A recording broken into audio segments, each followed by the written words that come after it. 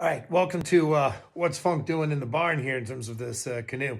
So we've had some cold snaps here, single digits, double digits. It's pretty cold here in Colorado.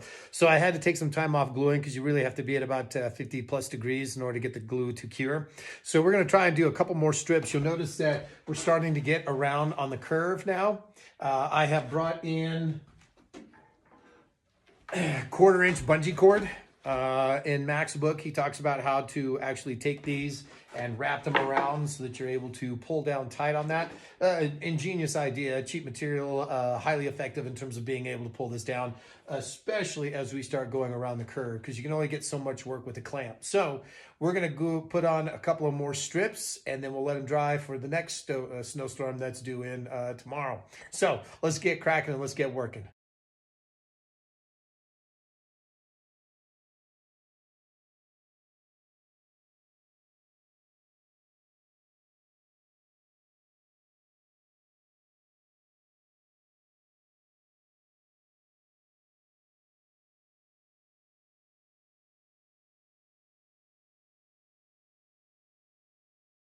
All right. So you can see it's kind of time consuming with just one person trying to get this all done. And one of the tricks that I have found is clamping it at the bow or stern.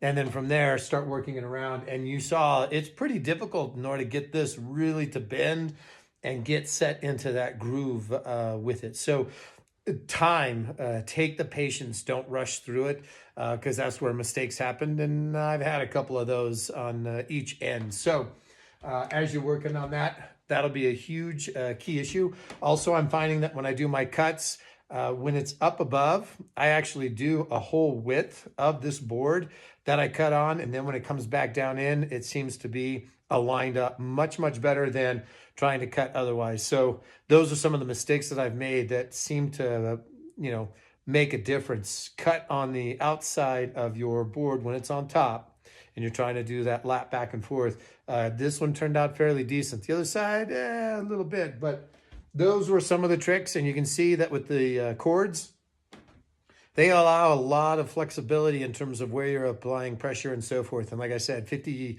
feet of cord.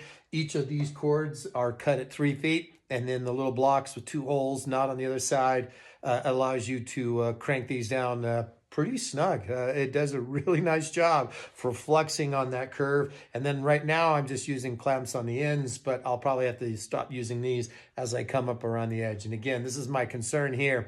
How am I going to have it nice and flush for when we get up to the top? So we'll continue working on this. One thing that I did forget to mention, you'll notice that I'm not using any nails in order to secure this down. It's a little risky doing that, and that's why I keep going back, double checking for movement and so forth. I'm going to let this set for a couple hours before I come back in and do another strip. So yes, it takes longer in order to strip your canoe this way.